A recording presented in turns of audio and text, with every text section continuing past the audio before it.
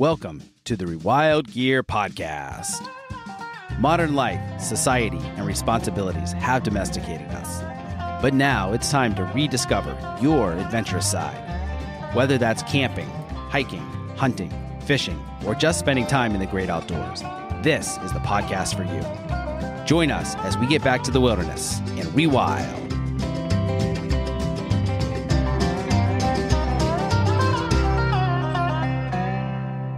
Welcome to the Rewild Gear Podcast. I'm your host, Seth Spears, and I'm here today with Aaron Gough.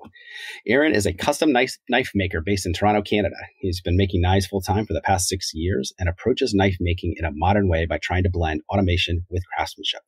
His love of electronics, programming, machining, CNC, and knives has hugely influenced his work. Before his knife making career, he worked as a software engineer. Aaron's Resolute knife is designed as the ultimate outdoor utility knife to handle your hunting and camping tasks with ease. Sculpted with CNC and finished by hand is the motto of Go Custom. Aaron, welcome to the show. So happy to have you here today. Thanks very much for having me, Seth. Super. I'd love to dig in just about kind of your background and how you really got into knife making and creating your own knives and doing amazing custom work, because they're beautiful functional knives, which is what we're all about here at Rewild Gear. So love to tap into that story. Sure.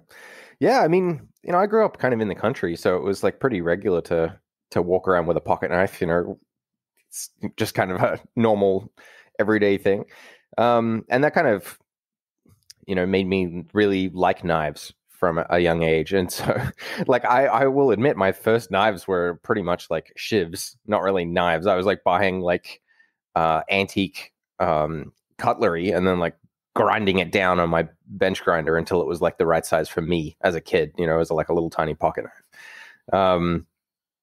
So yeah, it went from there. I actually contacted the Australian Knife Makers Guild and got set up with an Australian knife maker named Neil Charity. And I went to his house once a week for a couple of years and did like, I wouldn't quite call it an apprenticeship, but he, helped me out, getting started with everything, and things kind of grew from there. It's interesting, actually. So I moved to Canada in 2006, and I hadn't made a knife for, probably like 5 years before that. And I didn't make any knives for like 5 years after that. And then I went through a really stressful time at my day job, and I ended up like basically having like a nervous breakdown. Like we were a software engineering startup, and we went from a whole bunch of software engineers to just me trying to like lead a product all of a sudden. And it was just too much. I ended up having to take like a month off. And during that time, I actually bought a membership for a shared workshop space, and got to know some of the people there. And one of them was like, "Oh, you used to make knives. Can you make me a knife?" So I made him a knife, and then I put it on Reddit, and other people saw it. And that was how my current business started. Like I just started making knives for people that were asking for knives, and it all went from there. So you launched it because of Reddit? Yeah. Fascinating. Tell me a little bit more about that process, because Reddit can be a crazy community. And if they think you're promoting something or being just self-absorbed or just self-promotional, they will block you and troll you like no other. So tell me a little bit more about how that worked out. Well, I think I get a little bit of leeway because I've been a Reddit user since Dig, the days of Dig. So I've been on Reddit for like 14 years. Which is, it sounds crazy to say that about like a social media platform, Right. But yeah, I before I started, posting pictures of my own knives, I was already pretty heavily involved in the like Knife Club subreddit and the R Knives subreddit. So it just kind of happened naturally, I was just like, "Oh, guys, check out this knife I made." There was really no conscious self-promotion at the start there, just kind of sharing something I was proud of. Cool. Yeah, that's great. Yeah, you can get away with a lot more when it's genuine. I think some Redditors are definitely kind of cynical, but if you're being genuine about sharing something you're excited about, you'll generally get away with it. For sure. What was the first knife that you made that you posted up on Reddit that really started gaining interest? Honestly, it was a pile of trash. That's everyone's first creation, though. It's kind of like if you're starting a podcast, the first episode or two are always going to be the worst. And if you're not ashamed of it, in a couple years, then you're probably not growing or improving too much, right? 100%. Yeah. So it was actually, so my current, so I have a bit of a different philosophy with knives and the knives that I make. So I only make one model right now, which is the Resolute. And the idea with that is that I'm trying to tune the design so that it's like, the perfect all-round outdoors knife. And I really don't want to give in to fashion. Like most companies globally, they make slightly different versions of the same thing every year because there's like outdating your old stuff is a really powerful way of getting people to buy more. But I don't want to do that. I think it's really wasteful. So I'm, making one knife, the Resolute, and the very first knife that I posted on Reddit was actually like the very first version of that. And it was definitely like super shit compared to what I'm doing now. But yeah, as you said, if you're not ashamed of it in a few years, then you're not growing. Yeah. I love that philosophy though. And that's really the same philosophy that we have at our company, is quality over quantity. And that's also been an internal struggle when you talk about scaling and building something that can last and is sustainable and that is going to continue to bring in revenue over time. Because if you're building the best possible thing, people aren't going to be using it up and having to buy another one. Yeah. However, that's definitely less wasteful, and it definitely harkens back to an older time period. Yeah, I mean, people back in the day, they didn't have money to buy, a new thing every year. It was kind of this. It used to be this philosophy, I think, of we didn't live in such a mass consumer society, such a microwave society where we want everything right now. And so if something went bad or broke, you had to fix it and reuse it. But things were built to last longer. I like to use the example of the Maytag washing machine. And the Maytag man, like the old commercials where he's sitting there waiting for a call and would never get one just because they're built to last so long. Right. Yeah. And I mean, as you said, it is an interesting balance to strike because I'm sure that I would get a lot more sales if I was, introducing new models all the time. And as a business owner, that, when you're staring down the barrel of like, not making rent or something, that can be a hard compromise or a hard, philosophy to stick to. So like I will be introducing a couple of new models over the next year or so, but the idea is that I'm going to have one model per use. So I'll have one outdoors knife, one kitchen knife, one folding knife. I'm not going to be doing like, 3 outdoors knives. I will over time do variations of those, like updates of those. So I have the Resolute Mark III is my current version. And then I'm working on the Resolute Mark IV. But that will be like genuine functional improvements, not just like, a little bit of a polish. So sure. Yeah. So it's been really interesting. Like there are very few knife makers that operate that way. Yeah, especially the bigger the company, it seems like they just have to keep pumping them out, whether that's changing the color or the steel or the materials used, etc. And I think part of that goes into a lot of people probably like us. We love gear. And so we almost see it as a collection. We begin collecting knives or gear or things like that. And so they're not really designed for hard use, like everyday use, but we're going to collect it and talk about it, maybe put it on the shelf or in a case. And so I think it's a little bit of a different philosophy there too. Not that there's anything wrong with that, but it's a tool. The knife was the original tool. So if you're going to make it and you want it to be used, use it well, right? 100%. Yeah. And, that philosophy has informed everything from my pricing to, my packaging, like everything is influenced by that. So obviously making like super high quality knives on a small scale is really expensive. And there have been a lot of times when, I was making like negative money in the year or like, not much at all. And the reason that was happening was because the knives were too hard to make. It was taking too long. My process wasn't working. So like by standard business terms, at those times, I should have raised my prices. But I didn't because I really believe that where the price was is kind of the ceiling for like, what people are going to spend on a knife and then still use it. Right. So, that really has I want my knives to be used. My primary market, my perfect customer is someone that buys a knife, uses it until it's a tiny toothpick, and then, maybe at that point they buy another one, right? Yeah. How did you determine your price point? Did you do some market research beforehand? Do a poll on Reddit? What did that process look like? Nothing that fancy, honestly. It was mainly just like an internal discussion with myself, just being like, okay, if I was going to buy a knife, a really nice one, and I'm sure that that's like demographically inaccurate. Like, I don't know what the actual like threshold is for that, but unfortunately, there's not like an online poll service for that particular metric. So I had to just take a stab at it. Did you ever calculate your effective hourly rate to see how long it takes to make each knife, and so what you're actually making per hour when it comes to producing one? Yeah, and it was like the first couple of years in the business, it was like $3 an hour or less. Oh. Yeah.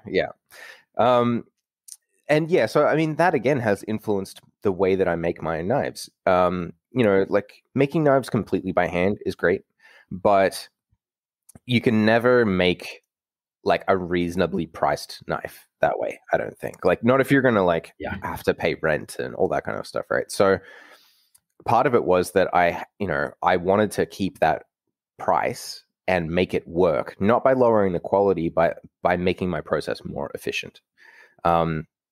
So it's actually been really gratifying because the quality has gone up substantially. Even in the last couple of years, I've been able to really drive my quality up, which is great. And do it while continuing to reduce the amount of time that it takes me to make the knives. So I just, part of the reason my development process is so slow is because I have this like no compromise attitude to quality. Like I'll never ever make a process change that involves reducing quality. It's always going up. So yeah, it sure does make my life hard. My life would be a lot easier if I just made cheap knives, Then it probably wouldn't have the same appeal though. Exactly. Yeah, 100%. And also, like, I'm not the kind of person that, like, I am pretty obsessive about things. I'm not the kind of person that would be happy with myself compromising, So yeah, it's interesting. I went to Blade Show 2 years ago in Atlanta, and to just see the difference, the different companies, the different knife makers, and you've got some of these older guys have been handcrafting knives for years and years. Some of them are selling a knife for $1,000, $1,500, maybe up to $2,000, and each one is handmade, and it's a beautiful custom piece. But you're never going to use it if you're spending that kind of money on it. Yeah.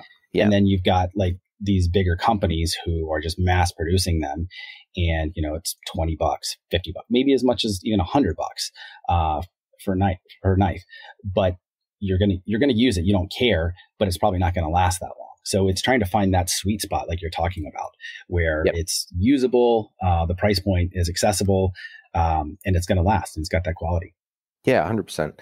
Yeah, it's been a really fun process. It's still something that I'm working on every day. So I'm investigating a new steel at the moment, and I've been testing it for a while. So it's a steel that people probably know pretty well. It's called AEBL. So the interesting thing about this steel is that it has a relatively low carbide volume. So, most steels that have high percentages of carbon and chromium, they grow these like ceramic structures inside the grain structure of the steel called carbides. And the higher the percentage of carbides that you have, the lower your toughness. And the larger the carbides are, the lower your toughness. And toughness of the steel is a really big priority for me, because the tougher the steel, the thinner the edge geometry you can have. And then the thinner the edge geometry, the better the cutting performance. And with higher toughness, you can also have much higher hardness, which in turn leads to better edge stability. So your edge is less likely to fold over or dent or roll. Right. So again, like, it's interesting that in my mind, at least, one of the primary metrics that can really drive edge retention is actually not like wear resistance or anything. It's toughness, because that way you can push up the hardness and so on. So AEBL is like a really, really surprisingly tough steel. It's like by far the toughest stainless steel. and it's actually about 15-20% tougher than the A2 tool steel that I currently use, which is a high carbon steel. So overall, I've been testing that for a while, and I've been super happy with it. The problem is that sourcing the steel in any sort of reasonable quantity is absolutely brutal. Yeah. So that's where you go from the making one or two knives. I think it's probably a very relaxing process. Trying to make many knives is really, really difficult because you even get down into the nitty gritty of supply chain. Right. One of the particular vendors that I was looking at, or I've been looking at a couple of vendors for the steel. One hasn't had it in stock for 5 months at this point. Wow. And the other that I was like, oh, when are you getting some more? And they're like, oh, we're getting some more soon. July 2022. So that's more than a year from now. Yeah, seriously. So I can't. I'm running a business where I need to be able to make knives. I can't just suddenly have my steel supply stop for a year. Yeah. So I want to talk a little bit more about the steel and kind of that trade-off as far as the toughness, the strength, the ease of sharpenability, and the corrosion resistance. Because that's and trade-off is a really good word there. Yeah, because there's no perfect choice. Everything is a trade-off. And that's the thing.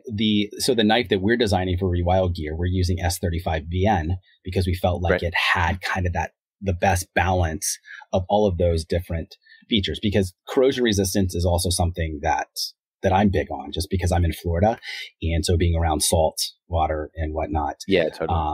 How if they're never around that and they're taking really good care of their knife, then that corrosion resistance isn't as big of a factor for that. But how did you determine which steel to use when it comes to the trade-off of all of those different factors? Honestly, toughness is one of the primary choices for me. One of the primary deciding factors. Part of that is because I really like the behavior of steels at really high hardness. So most factory knives, they're heat treating their blades to 58, 59 Rockwell, something like that. My A2 knives are heat treated to 62.5 Rockwell. And one thing that's worth noting with that is it's actually not a linear scale. It's a logarithmic scale. It's not exponential. So 3 points higher is way more than 2% or whatever. It's more 30% higher or something. I didn't realize that. Wow. Yeah. So it makes a really, really big difference just bumping up a couple of points. AEBL, for instance, heat treated to 60 Rockwell. I hate it. Totally a trash steel. But this is one of the things that people often misunderstand about steel is that it's not just the steel itself. You can take the most expensive, fanciest knife steel in the world, heat treat it poorly, and end up with a totally crap knife. Or you can take, a middle of the road, whatever steel and do a really good heat treatment on it and end up with a fantastic knife, So I have people all the time that are they see the A2 that I use in my knives, and they're like, why are you using that? Why are you using this crap steel? Why don't you use a super steel? And the thing is that I've actually tested my steel against many other manufacturers' super steels, powder metallurgy, super expensive steels, and I consistently outperform them. And all of that is just to do with the heat treatment. So, as I said, one of the main deciding factors for me was toughness, because that lets me really drive the hardness up. And that kind of leads into a place that I really like, because when you've got a really high hardness steel, you can put a toothy edge on and it'll hold it. You can put a polished edge on and it'll hold it. Some of the super steels really only are good for holding toothy edges at lower hardnesses. They don't really like to take a polished edge because they actually get tear out and microchipping at the edge. So yeah, I mean, honestly, there are lots and lots of good choices. Many people make great knives from different steels. It's a very personal thing. And yeah, I really like high levels of toughness, high levels of hardness. So that kind of influenced my decision more than anything else. So usually when people think about a good, really tough steel for knife making, 1095 is kind of the de facto standard. Mm-hmm. Did you look at that one at all or play around with using that steel? No, and purely on the basis of corrosion resistance. So the A2 that I currently use has, from memory, it's 4.5% chromium. And the chromium is the element in the steel that gives the blade corrosion resistance. So it forms a thin chromium oxide layer on the outside of the blade. And even a couple of percent actually makes a pretty big difference in terms of corrosion resistance. So A2 is not terribly prone to red rust. Like it will stain, it will get like that black oxide, but you have to be pretty mean to it to get it to rust red. Whereas 1095 will rust at the drop of a hat, you know? Yeah. So yeah, I like that was one of the bigger things. And then like A2 isn't that far off in terms of toughness. And edge retention is definitely better with A2 than with 1095. So like I've tried it out a little bit. I've used it in other people's knives, mainly like the K-bar knives. K-bar, yeah. Yeah. Which are fantastic. Like they take a really nice fine edge, but yeah, it was just a little bit too much maintenance for me. That's how I feel about ESEE knives. They're one of my favorite outdoor knife companies, and they make just fantastic knives. But the 1095 steel, it's great to really easy to sharpen and very tough and everything. But they powder coat it, which if you're powder coating a knife, as you know, you can't scrape a ferro rod with it. Right. So you lose that functionality. And the corrosion resistance just is not very good. Right. So yeah. So I've been, oh, my dog's barking at something. Yeah, so I've been testing, like, it's really funny, you know, like there are obviously lots of really fancy tests for corrosion resistance and stuff. I tend to do my testing in two phases. It's more like, you know, I'll put a knife in my kitchen, like literally one of my Resolute knives, start using it every day and just be really shit to it. So like I'll wash it, put it back in the sheath wet and leave it there. So I have a knife that's been in my kitchen for 6 months. It has been put back in its sheath every single day, wet, and it has just a couple of tiny little spots of corrosion on it. Made out of AEBL. And then I have another 2 blades in my shower, in the corner of my shower. You know, so my girlfriend and I both like taking long showers, so it gets pretty steamy in there. And I've got an A2 blade and an AEBL blade next to each other, and the AEBL blade has like a couple of tiny little spots on it, and it's been in there for 6 months. The A2 blade, you can't even see it anymore. It's just it's just rust. Yeah. So, and then after all of this kind of very informal testing has happened, then I'll go and do like a proper, more scientific test and do a YouTube video about it and stuff. Gotcha. But even that just basic kind of anecdotal test, I mean, that definitely serves as far as just to see what it can do in all kinds of different environments and atmospheres. Yeah, 100%. And corrosion resistance has really been the only complaint that anyone has had about my knives so far, which has been really nice, you know, and it's nothing, and, you know, not people aren't ruining knives. It's just if someone puts a knife in their sheath wet and they forget about it, and then they're like, oh, it's, you know, it's stained or it's got some like rusting, like that's super unfortunate. You know, I would like to be able to make my knives tolerant to that, but I'm not willing to give it up any performance to do it, right? So that's kind of driven my... It's always a trade-off. There's always a compromise somewhere when it comes to steel, because there's no perfect one, right? Yeah, exactly. Well, in this case, like AEBL acts very much like my A2, but better and stainless, which is fantastic. The compromise is apparently that it's incredibly hard to source. So if you can't find it, it doesn't do any good. Yeah, exactly. So fingers crossed on that one that I'll be able to sort it out. Got it. Yeah. Aaron, how did you decide on like the blade shape and geometry and the sizing and all of that? Yeah. So the Resolute is a drop point, you know, and I've literally had people chirp me on YouTube. They're like, why did you choose such a boring blade shape? And yeah, it's boring. Personally, I love it. I mean, it's clean, it's beautiful, and it's definitely my knife style. Thank you. Yeah. And when I say boring, the reason it's boring is because it gets used a lot. And the reason it gets used a lot is because it works. You know, like if you're, you know, skinning an animal or prepping food or whatever, like the blade shape just works. Like you don't have a super pointy tip to like accidentally pierce the hide when you're skinning. You don't have, you know, like if you were using like a Tanto or something, then you can't even, you can't use that for a lot of outdoors tasks, you know? So it was very much driven by functionality, the choice to go with a drop point. And then the blade geometry itself is a full flat grind. And it's quite thin at the edge. It's about 16 thousandths of an inch at the edge before sharpening. And that was, again, just driven by performance. Like, you know, the ideal knife is like 1 atom wide. like for its entire shape. But we don't have the materials technology to make that, obviously. So, I try, the ideal knife is as thin as possible, but then we have to balance that against strength and so on. So, yeah, for me, the full flat grind is, the reflection of those desires. I am considering going to a very gentle convex grind. So it would be a really large radius convex grind. So, and the main reason for that is that when you're cutting something like wood or cardboard, so if you're splitting a piece of wood, for instance, the wood, when it splits, will maintain contact with the entire face of the bevel on a full flat grind, because it's a perfect V. So the wood or the cardboard just gets rubbed against the entire face of the bevel. And I think that's creating more friction than necessary, and in turn, reducing the apparent cutting performance, right? So I'm going to experiment over the next little while with doing a very mild convex, just to reduce the amount of contact area when you're cutting stuff like that, because the material gets forced apart and then is only contacting part of the blade bevel. That's why a lot of axes typically have a convex grind, I think. Yeah. And also for toughness, right? Like for an axe, toughness is super important, and the convex is one of the tougher blade shapes or blade geometries. So, and that's actually something that's really cool, because you can do a convex grind by hand. You can do it on a slack belt, or a rotary platen, which is like a type of like a rubber conveyor belt that goes on your belt grinder. But doing them repeatedly, there we go, is very, very difficult, like really, really difficult. And getting them like really nicely finished is even more difficult.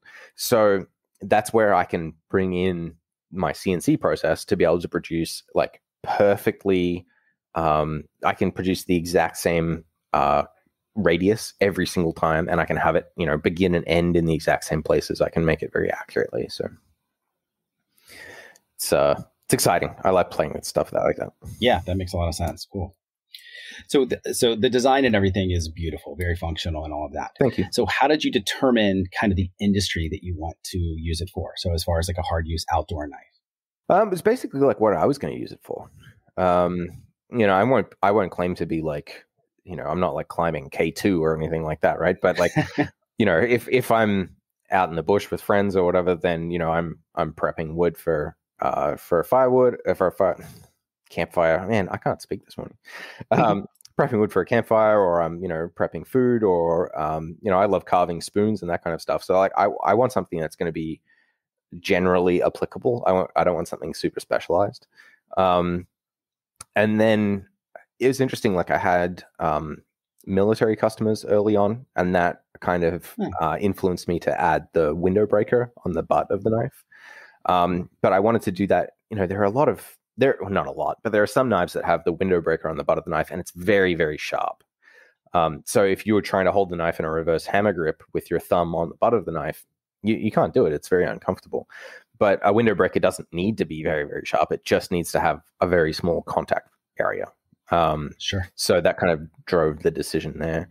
In terms of like which market I was aiming at, again, like my philosophy really is to like make the knife that I want.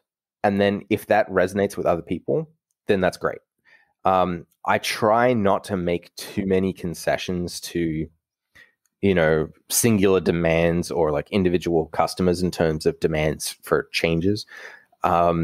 Because I think that if you're not like using the knife yourself, and you're not, experiencing every part of it as much as possible, then the quality and the usability is going to suffer. Yeah. So that really is the biggest drive, like it's kind of my perfect knife. And if other people think it's their perfect knife, then that's fantastic. But I don't want to, if a whole bunch of people tell me like, oh, the handle shape sucks, then I'll absolutely work to change it. But if it doesn't work for one person, then I'll do what I can to make them happy. I'll, take the knife back or whatever. Mm-hmm. And I've had to do that with only a couple of customers out of the thousands of knives that I've made. They have really big hands, and the knife handle just doesn't fit them. I'm like, that's totally fine. Like, it's not going to fit everyone. And yeah, that's kind of just what drove the design, really. Got it. Tell me a little bit about your outdoor experience. What are your favorite activities to do out in nature? Because you mentioned carving spoons and things like that. So was bushcrafting a big fun activity for you? If you were to ask me like what my favorite outdoor activity would be, I'd probably say like, I don't know, go somewhere and build a cabin. I don't want to like, I'm not really the kind of person that wants to rough it and like, sleep on a rock for like 3 months. My girlfriend she is super hardcore. She'll take like multi-week canoe trips. She's been in like Iceland by just her and her sister for like weeks at a time, not seeing another human being, just traveling around. But for me, I'm very much like, I want to like, settle. I want to like, build a cabin or something. Mm-hmm. But in terms of like my favorite outdoor experiences, like I love rock climbing. Outdoor rock climbing is something I find utterly terrifying. I love rock climbing, but I'm really afraid of heights. And being outdoors really exacerbates that. So, yeah. And then just sitting around a campfire with people, like carving a spoon or something. Like I tend to, I don't know, I guess those are mundane tasks, but I tend to enjoy that kind of stuff more than, forcing myself to go on a ruck, across hundreds of kilometers wearing a heavy pack or something. Sure. So in your pre-interview questions, one of the things you asked was like, what's your favorite outdoor experience? And I had to think about that for a little while. Mm-hmm. And I think it's actually a little bit of a different one. So there is a small town in Australia called Byron Bay. And it's very, very famous as a surf town. Yeah. So just like imagine the most beautiful beaches you've ever seen. And if you're there during the day on like a weekday, there's like no one there. The whole place is empty, but it's like a 10-minute walk from town, like just absolutely beautiful. So I was up there staying with a friend, and there was this huge thunderstorm outside. And I was like, oh man, so when I say thunderstorm, like in being in North America and Canada, I immediately like, I don't want to go out in that. It's going to be cold. But in Byron Bay, it's like, 35 degrees in the middle of a thunderstorm. It's like super nice and warm, 35 Celsius, I should say. So I was like, I'm going out in that. Do you want to come? And my friend was like, hell no. And like, that's stupid. So I actually walked to the beach in the middle of this massive thunderstorm and then just kind of floated myself out in the ocean. So there are big waves. There's like thunder and lightning happening. And I was just like floating on my back, watching like sheet lightning overhead. And yeah, to this day, when I think about like my most powerful experience outdoors, I think that was probably it. It's just experiencing that power, in a very like exposed way was like pretty awesome. And just really seeing nature in its full fury and just the power of it. Yeah. Yeah. I really, like thunderstorms and stuff. I don't know why. I find them really relaxing. Yeah. You just kind of have to wash yourself away in them. The end of that experience was actually even funnier because it was, in tropical parts of Australia, there are occasionally very serious hailstorms. And I got one at the end of that ocean floating session. So there are hailstones coming down that were like 3/4 of an inch in diameter. Wow. So I had to like walk back to the house, shielding my eyes because hailstones were hitting the ground and bouncing up and getting you in the face. Oh, like that's a problem. Yeah, it was. Yeah, it was awesome though. I would do it again any day of the week. Nice. I'm the same way with storms. I love a good thunderstorm and love just sitting on the porch and just watching it come down. There's something incredibly relaxing, like the harder and stronger it is, it's just seeing nature in its full fury. Yeah, 100%. Which I find fascinating. And one thing that I really miss from Australia, so my parents still live there and I grew up there, but I moved to Canada when I was 21, is iron roofs, like corrugated iron roofs. So here all the roofs are shingled, so when there's like a big thunderstorm, you don't hear too much. But in Australia, it's like amplified by the iron roof. You really hear the rain and the thunder. Yeah, so good. I miss that. Just that reverberation off of it. Very relaxing. Yeah, exactly. Yeah. Aaron, have you ever had any crazy outdoor experience that you'd never want to repeat? Yeah, it was related to the rock climbing, actually. So like I love rock climbing, but I'm mainly an indoor climber these days, and I mainly do bouldering, which is where you're climbing short walls, no ropes. So if you fall, you're like you might break a finger or something. I had a buddy that broke a thumb trying to catch his fall on the way down, but you're not going to like smash your head open. Probably not. But you usually got mats underneath you as well, so yeah, exactly. That's much safer. Yeah, and for some reason, like I know that bouldering is less safe than climbing with a rope, but I feel like it's less dangerous. And I think that a lot of that is fueled by my, like, I have a really, really strong fear of heights, like really, really strong. And so when I went rock climbing for the first time was actually outdoor climbing as a kid. So I went, my parents are kind of hippies. So I went with a Reiki group to go rock climbing. And we went to the Grampians in Victoria in Australia, which is like quite famous for its rock climbing. It's a really, really beautiful area of the world. And at the end of the second day of climbing, there's like a really big cliff face. I would say it was probably like 40 meters tall, 50 meters tall, something like that, like 100 feet, more than 100 feet. And I was halfway up or 3/4 of the way up, and I kind of froze and then slipped. And the climbing instructor, the guy that was belaying me, so he had the rope, control of the rope that was holding me up. He decided he was going to cure me of my fear of heights by dropping me. Oh, so I fell, I fell the entire way, and then he stopped me, when I was, like 8 feet from the ground, 10 feet from the ground. And yeah, it didn't cure my fear of heights. Might have made it a little worse.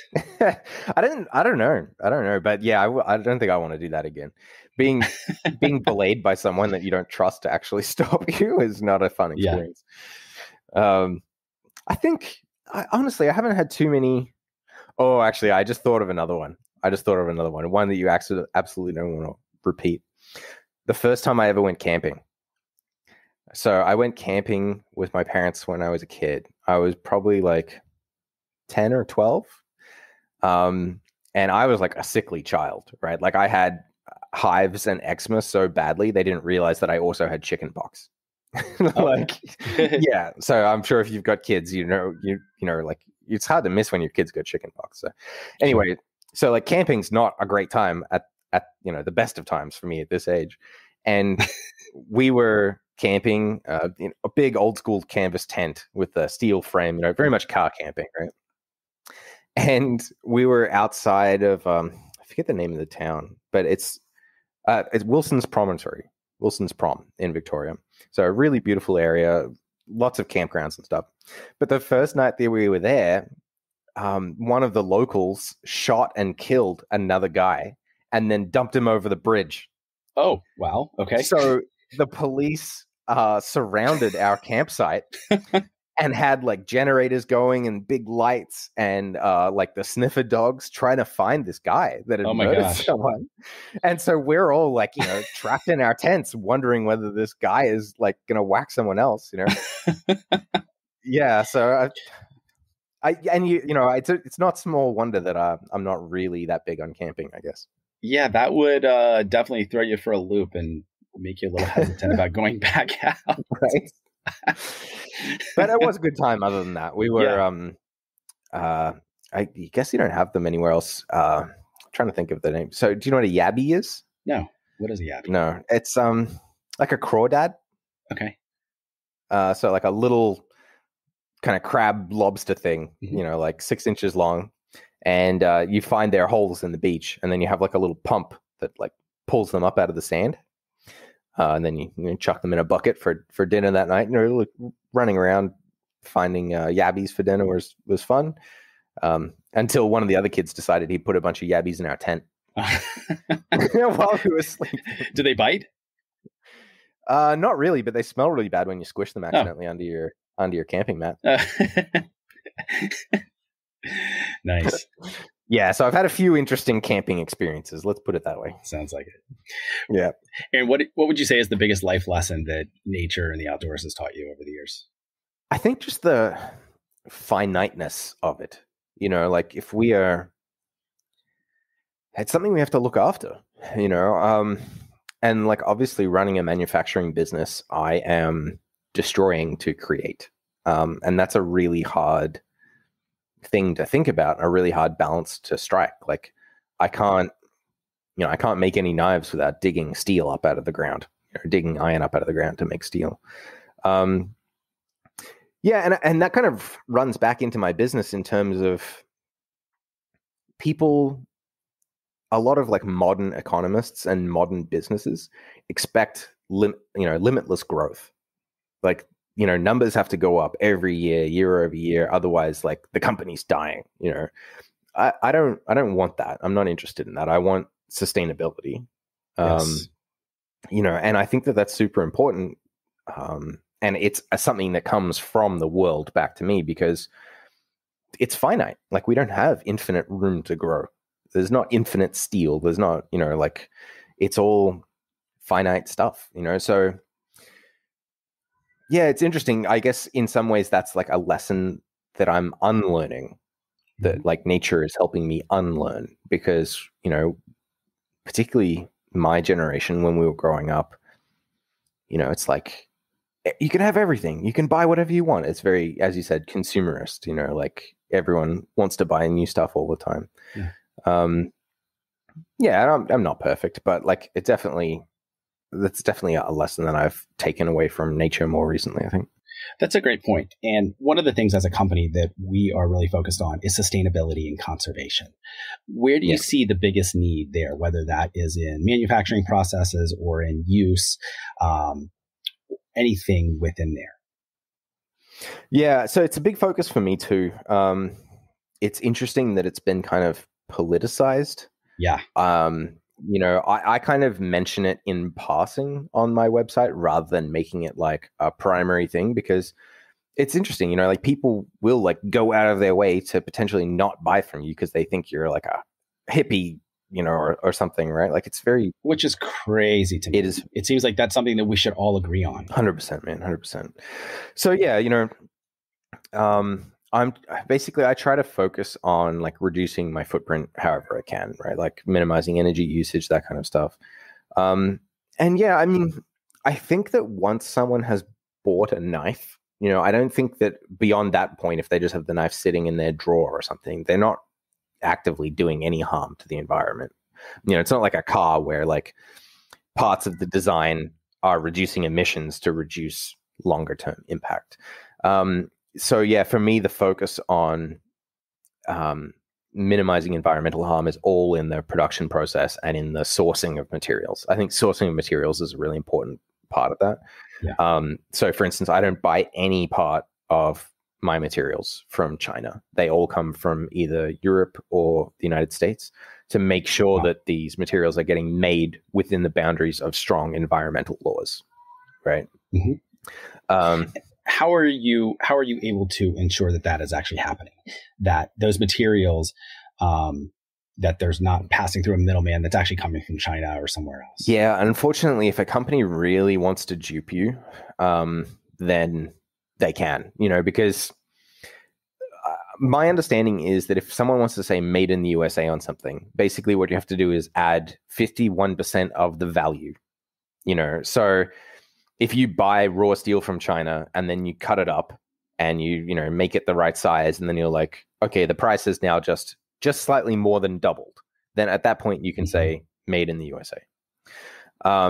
So yeah, basically I have to like, whenever I'm vetting a new potential source for steel or whatever, I have to call them and I have to get, you know, like, or emails, like I have to get like written confirmation that like the melt of the steel happens in the US. The pouring of the steel happens in the US. The rolling of the steel happens in the US or in Europe. And most companies are very forthcoming with that information when all of that stuff is true. You know, if they're trying to like hide anything, then I'm immediately extremely dubious. And I don't normally do business with anyone that can't tell me exactly where everything's coming from, you know? No, that makes a lot of sense. Yeah, and it is hard. Like, if I was to source steel from China, it would be so much easier and cheaper. You know, that ABL that we were talking about, yeah, kind of hard to get in North America. It turns out it's an extremely common steel in China. I could buy sheets of it very easily, but I refuse to do it. Why is it so much easier to get it in China as opposed to the US?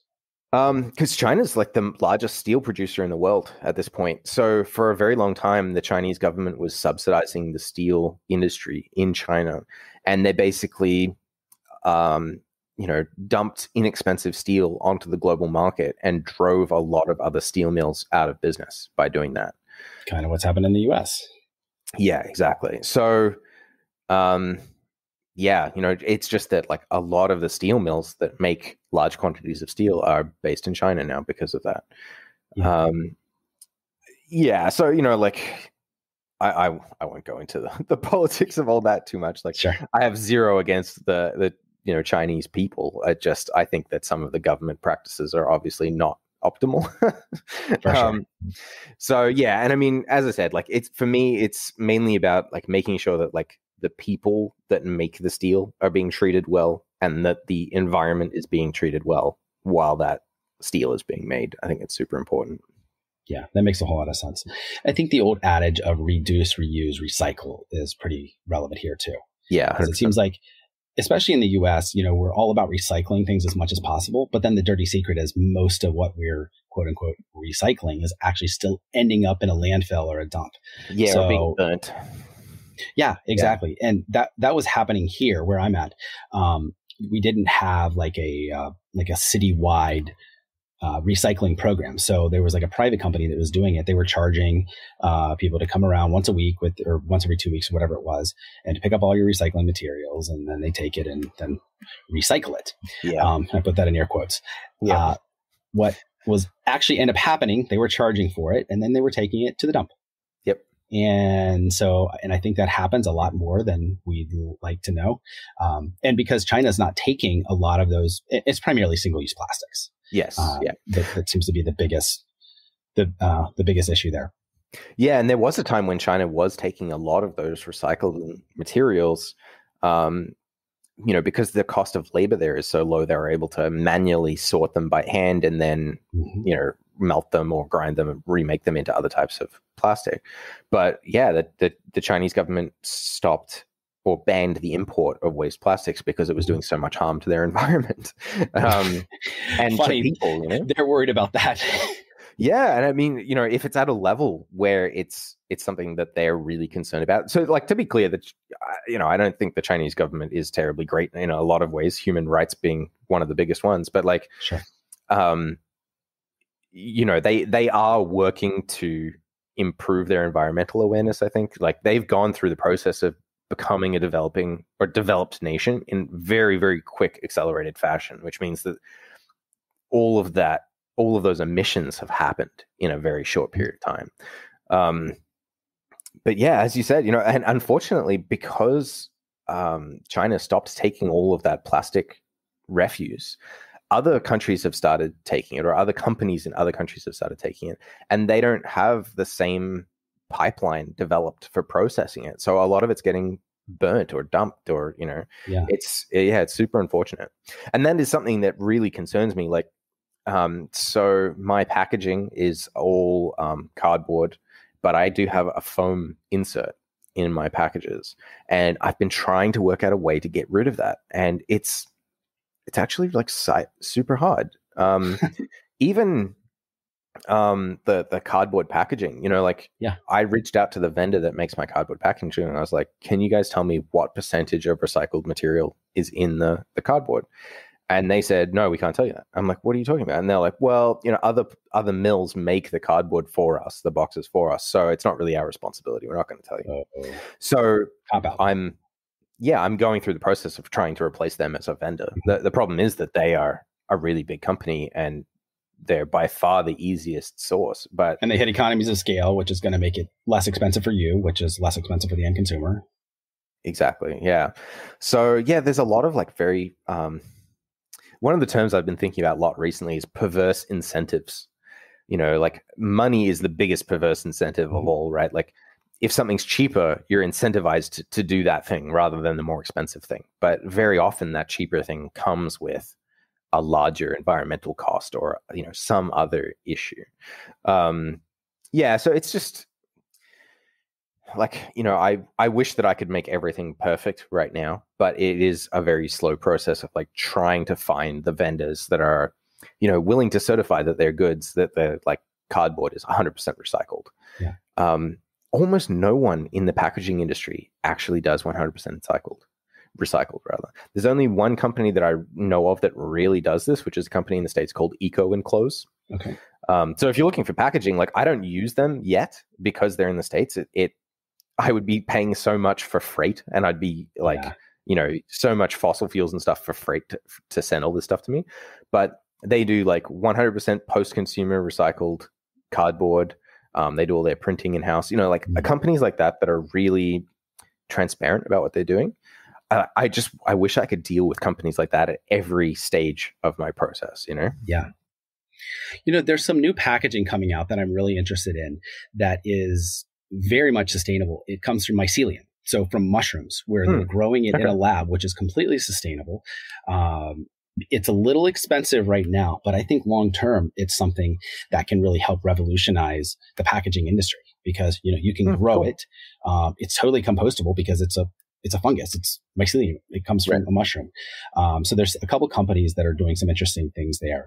The names are escaping me right now. Cool. But it's pretty fascinating what they're doing. Yeah. So long term, that may be a viable option.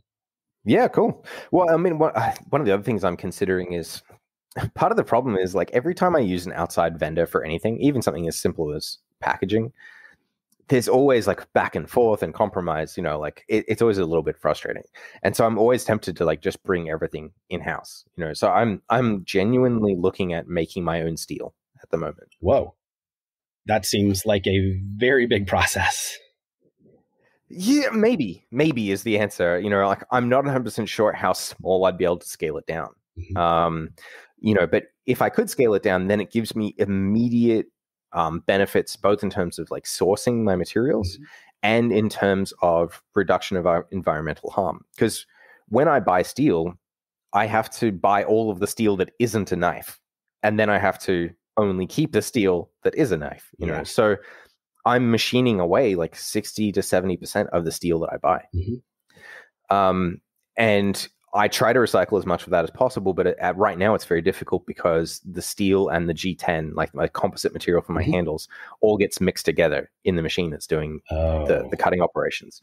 And then recycling places won't handle that. Whereas if I was making my own steel, then I'd be able to take all of that scrap metal and put it right back into the melt and use it in the next batch. So it would just become a closed cycle. I would never buy any steel, or I'd never consume any iron or anything that I wouldn't end up becoming a knife. Gotcha. And then you're also controlling your own supply chain. Exactly. Yeah. Wow.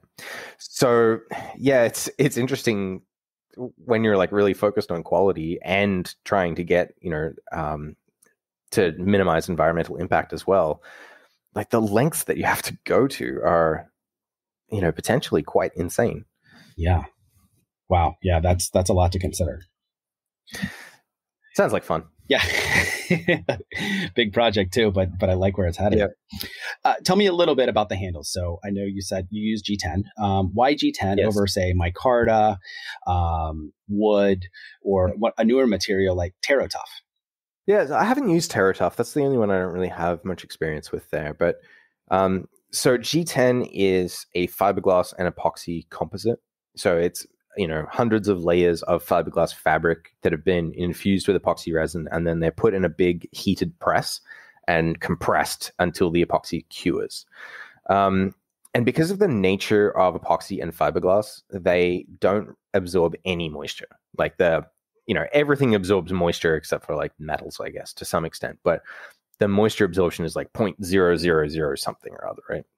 Whereas micarta is a cotton or paper or linen fiber embedded in a phenolic resin and then cured.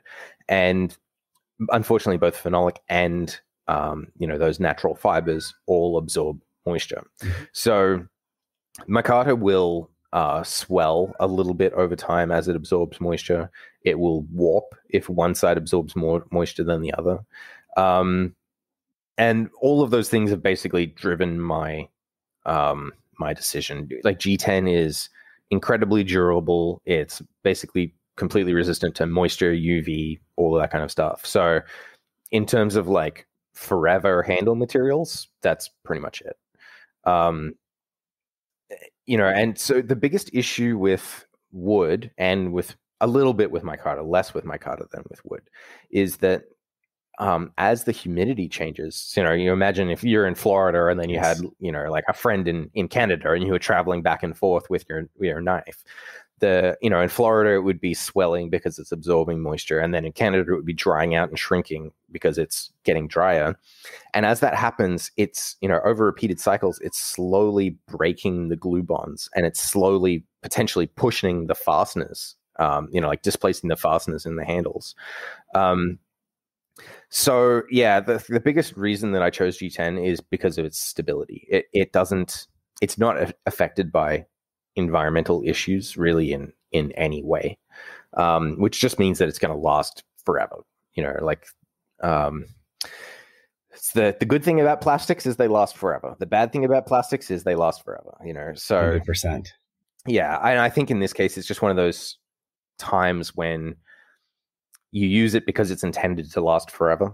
Like, as you said, single-use packaging is like just brutal. Like you're making something that's going to last for 1,000 years, but it's meant to be used once and thrown away. Like, yeah, it's crazy to me. But yeah, using a material that's meant to last for 1,000 years for a knife handle that you hope lasts for 1,000 years, in that case, I think it makes sense. I would love if there was another material. I haven't found anything else as of yet. I am looking into so there's a couple of different ways that you can stabilize wood. So you can put it under a vacuum and draw all the moisture out, and then replace it with a resin of some kind. You can roast it. So they call that like torrefied wood, where you basically heat it up to the point where the lignin and the sugars in the wood like caramelize, and so it becomes kind of like fat wood. So like if you're using to make a fire. Yeah. So there are lots of different ways to treat wood to potentially make it more durable. I haven't yet seen one that eliminates the shrinking and swelling like completely. That'll reduce them. So yeah, at some point I might find a material that's more naturally sourced for the handles. But I mean, the problem is then you're going to have to infuse it with like epoxy or something else that's not natural anyway. So yeah, I'm kind of still on the fence about that one. Just basically, I chose G10 for its durability and its appearance, and I have yet to find something that I like more. Got it. No, that makes a lot of sense. Cool. And a question I like to ask a lot of guests is to do like a pocket dump as far as like the everyday carry. What do you have on you right now? Honestly, almost nothing. Since COVID started, I basically stopped carrying, because like everything in my pocket, I'm going to have to handle and wash and whatever. So yeah, very little. In the past, I was always carrying a pocket knife of some kind. And I think probably one of my favorite ones of all time was the CRKT M16, which is a tanto bladed flipper, very much not like an outdoors knife. It's very like, EDC carry knife. And I like that one just because it's really slim. I've also had a Boker Plus Mini Kwaiken, which is like a titanium handled knife. Again, very slim. That seems to be kind of one of my defining factors. And I'm designing a folding knife at the moment. Oh, cool. Very much in the same kind of vein. Very, very slim, very pocketable. When you put it in the corner of your pocket with the pocket clip, you can put your hand in your pocket to get your keys out or whatever, and nothing gets in the way. But yeah, honestly, like I don't really carry that much like EDC gear. I tend to destroy my jeans fast enough as it is. I don't need more stuff poking holes in my pockets. Got it. Yeah, I hear that. But what about as far as essential gear if you're spending time in nature? As far as if you're hiking, camping, backpacking, what do you consider essential gear? Well, a Resolute, obviously, one of my knives. It's the first one. I have a really nice military style 3-day pack that I love. So that's like kind of where I carry everything. Knife on a belt loop on my belt so that you can't lose it. My air rifle, if I'm somewhere that I might see a rabbit or two. Yeah, apart from that, like, there's nothing that I'm like super fastidious about. Obviously I want a little tent and like a little sleeping bag or something, but like I'm not like super wedded to like one brand or the other. Yeah, and I'm still learning. Like, I went winter camping a couple of years ago and like froze my ass off. Like, I think I was like, not far away from losing some toes. Like it was really bad. That cold. Oh yeah, it was really bad.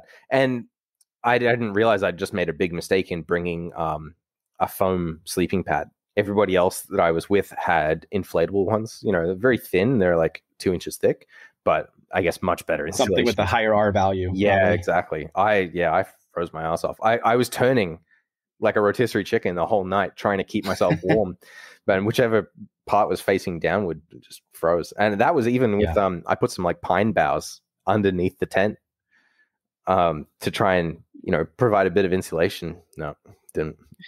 No, froze my butt off. Yeah. So I'll say next time I go out, I'll definitely be buying in winter. I'll definitely be buying a nice inflatable sleeping pad. Yeah, for sure. You had mentioned carrying your knife on your belt. Mm-hmm. Do you have a favorite way to carry your knife, whether that's the Resolute or another one, especially like when it comes to the sheath and the attachment point? Yeah, so I make a standard belt loop for my sheaths, which are made out of a really heavy, stiff nylon webbing. So like I see that some Kydex sheaths come with like a tech lock, which is like a rigid plastic thing that snaps onto your belt. I'm not a fan of those. No, me neither. Or they come with rigid Kydex belt loops, which again, I'm not a fan of. I feel like, a leather belt loop or a really stiff webbing belt loop is the perfect kind of attachment mechanism because it lets the knife move to get out of the way. So I can sit down in a car while, so I'll have the Resolute attached to my belt, just behind the side belt loop on my jeans. Mm-hmm. And I can still sit down in a car, with the knife there. It's not going to get in the way or anything. Whereas I think a lot of the like more rigid attachment options, they just kind of make the knife get in the way all the time. Yeah. Yeah, either that or upside down on the strap of my pack. However, I don't like that as much because if you get separated from your pack for some reason, or I don't know, I feel like the knife is the one thing you have to have on you in case a wolf comes out of the woods and you have to defend yourself, Exactly. Do you ever try scout carry? I actually have been trying that more recently just because people have been requesting it. So I've actually been working on 3D printing some scout carry adapters. And yeah, I mean, I don't mind it. The one thing that I would worry about with that in Canada is that you could potentially run afoul of concealed carry laws up here doing that. Different there than here. Yeah. And like they have like a kind of a blanket concealed weapon law, which is, like if you carried a knife, you're camping, you go into town, you have a knife on your belt and it's in the open, then that's a different story than if you were carrying it concealed. But I think that would only be really a problem if you like got into a fight with someone or something. But sure, I don't know. It's one of those things where like I still prefer to carry it the other way just because I'm less likely to forget about it and, have a cop see me concealing a knife accidentally in town, Yeah, that makes sense. Aaron, what other companies do you think are doing a great job either with their quality of production, their sustainability efforts, conservation efforts, and that could be other knife makers, other people in the outdoor space, anything there? Well, yeah, so I was looking at, this is another one of the things that you sent me on the prep list, just kind of like thinking about who I'd recommend you talk to and who I thought was doing a good job. And I couldn't really think of anyone, but funnily enough, during our conversation, we talked about Eco Enclose briefly. And I think that they're a really interesting company because they're very, very forward in terms of like helping people work out how to create more sustainable packaging. And I feel like there's not that many companies that are doing that. It's kind of nuts that it's not really a thing. So yeah, they come to mind in terms of sustainability. They really come to mind as someone that's doing a really great job. In terms of like other knife makers and stuff that I admire, there's a Canadian knife maker by the name of John Grimsmo. And he makes mainly folding knives, and I am super jealous of his process. He has some very, very fancy machines and is very, very fearless with his investment. You know, like some of his machineries are just worth an eye-boggling amount of money, and he's basically in it because he's like, well, this shit's fun. I want to like making a business that's fun. Like, why wouldn't I buy fun toys, you know? So yeah, I really admire that approach. I can't do it myself. I'm too gun shy when it comes to debt for stuff like that. Yeah. Yeah, I don't know. I think it'd be, as a next guest, I think it'd be really interesting to get someone from Eco Enclose to talk to. You know, it's something we don't often think about, that there's so much packaging that just gets like chucked in the dumpster after you open something, you know? Yeah, no, that's a great point. I'll have to reach out to them for sure. I'm definitely going to do a little more research on their packaging for our own products. Definitely. Oh yeah, if you're in the States, like they seem like a no-brainer. Like they do short run custom packaging for like very reasonable pricing. The only reason I haven't done that is just because I'm, as I said, concerned about the impact of like shipping everything up from so far away. Yeah. What state are they in? Oh, I have no idea. No idea. Okay. Sorry, I know the US is a big place. Yeah, it is. No problem. Aaron, what book or books have had the biggest impact on your life? That is a really hard question, man. So I would say I could divide this up into two categories. I think one is very practical in terms of like how I make my knives, what my process looks like. There's a really great book called The Design of Everyday Things, which is about industrial design and kind of how when something's wrong, we often tend to blame ourselves when we should be blaming industrial designers and how to make things that mesh better with people, you know, that just work without you having to think too much about them. And a really good example that they have of that is the positioning of door handles. You know, if you see a long, wide, horizontal door handle, you know that it's meant to be pushed. If you see a vertical door handle, you should know that it's meant to be pulled, right? But sometimes designers don't play by those rules. They'll use those door handles in the opposite configuration or something, you know, and then we're like, oh, I'm so stupid. I always forget that this door opens the other way. But we're not stupid. Whoever designed that door is stupid, you know? So the book's just really interesting in terms of talking about that. Yeah. The other really practical book is, it's called The New Science of Strong Materials. And it's like a primer. It was written in the 70s by a material science professor. And it's like a primer on how materials work, like how wood is strong, how steel is strong, how these things work, what determines their toughness, and so on. And it's an absolutely fantastic book to read if you're interested in learning more about metallurgy and engineering materials. And then in terms of like the books that have had the biggest effect on my like overall life, so I read either nonfiction, so like those books you just mentioned, or I read science fiction, and there's nothing else.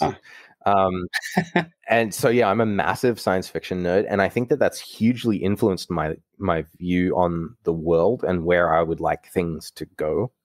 You know, I think that maintaining the environment is really, really important, but right now we have to do that through reduction. But at some point in the future, like garbage dumps are going to be like the most valuable commodity in the world, because it's all of these like pre-mined and processed resources that right now we aren't able to, you know, reprocess. But at some point, someone's going to develop a little, you know, bacteria that eats plastic and poops jet fuel or something, right? And then, you know, those garbage dumps are going to be like hugely valuable. And just things like that, thinking about that, you know, how we could potentially get to post scarcity and an economy where everything is 100% actually recycled, like reused, and the only input is energy, and the energy is free from solar panels or fusion reactors or whatever, you know.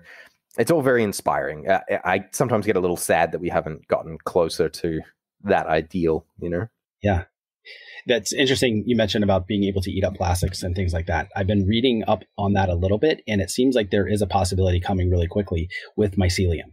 There's Right. certain strains of fungi. Paul Stamets, who is a mycologist, he's done some work with this. Right. Really, really fascinating how some of this could work. So I don't think we're not there yet, but I think long term there's going to be some options there. Sounds like you're a mushroom guy. You like I know a little bit about them. I've been studying up on them a little bit over the years. Have you read How to Change Your Mind? I am in the process of reading it right now. I'm about halfway through. Michael Pollan is a great author. Yeah, for sure. So I think that like sci-fi is probably, in terms of like books that have affected my life, sci-fi in general, it very much affected my outlook, and how I think the world could be made a better place. Technology is the answer for everything, by the sounds of it. Yeah, for sure. Definitely seems like except for when it's not. Yeah. Yeah. Aaron, do you have a favorite podcast? Well, my own, of course. I have to plug my own podcast at this point. Please do. So, I have a podcast called XYZ, and it's about technology, funnily enough. It's about automation, CNC technology. It's just fun. So I originally started this with a knife maker from France, of all places, named Craig.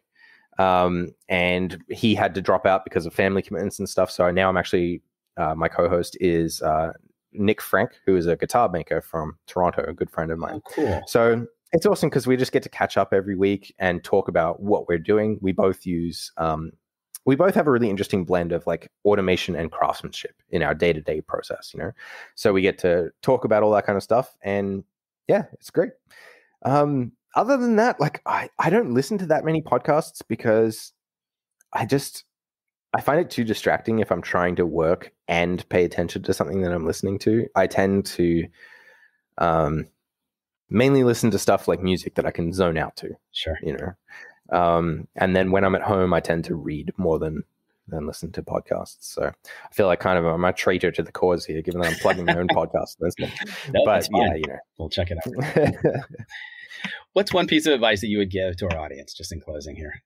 Oh, that's a very open question, man. Yeah, do you want to narrow it down for me a bit there? Sure. Yeah. When it comes to the outdoors or when looking at knives, if someone they're trying to find the knife that's for them, or a tool, or something that craftsmanship that's going to last. Buy once, cry once. That's kind of the thing I try to stick by whenever I can. Like cheap stuff is really tempting. And sometimes I will just buy cheap tools or whatever if I'm trying to like decide whether I even need that kind of a tool, and honestly in my business, like sometimes when you're saying like, oh, I'm buying a cheap tool, it's like $5,000 rather than 50 or something, but yeah, for everything that's, close to affordable, I tend to go with buy once, cry once, buy something really good, cry when that bill hits your wallet. But then when you're using that tool, you just never think about it. Like you totally forget about the price because, that thing's really nice. Whereas there's been tons of times when I cheap out on something and then every time I'm using it, I'm like, oh my God, this thing's a piece of shit. I wish I'd bought the more expensive one, the better one, And the other thing too is like, sometimes the more expensive stuff isn't better. Like it's really, these days it's so hard to know which reviews are unbiased and which aren't. And, but yeah, do your diligence, buy once, cry once if you can.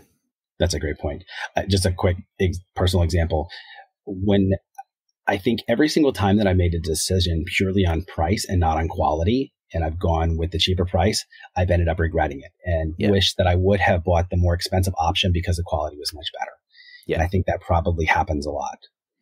Unfortunately, yeah, 100%.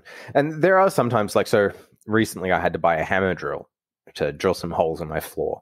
That's a big, thick concrete floor. I need a big, crazy hammer drill.